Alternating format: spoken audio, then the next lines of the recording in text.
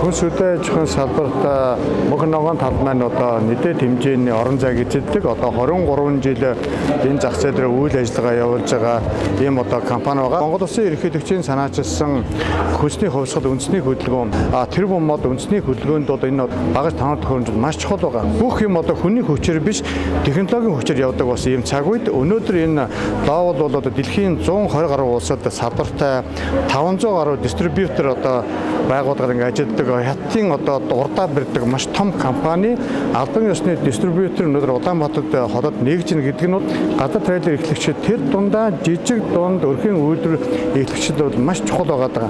Монголын одоо газар трейлер нь бас өсрөнгөө хөгжил орж иж байгаа. Яагаад гэх юм бол одоо механик трактор бол өнөөдөр автомат болсон байна. Автомат трактор бол одоо хибрид болсон байна. Хибрид нь 100% захиргаан болж байна. Цаашлах юм бол одоо эдгээр компани, лоул компани бол одоо жолоочгүй тракторуудыг худалдаанд гаргаж эхлэхээр бэлэн болж байгаа гэж ярьж байгаа. Тэгэхээр өнөөдөр хятад үйлдвэрлэж байгаа жолоочгүй трактор маргааш Монголд орж иж борлуулагдах ийм боломжийг өнөөдөр мөнх ногоон тал лоул компани хамт олон олгож байгаа бол үнэхээр баяртай байна.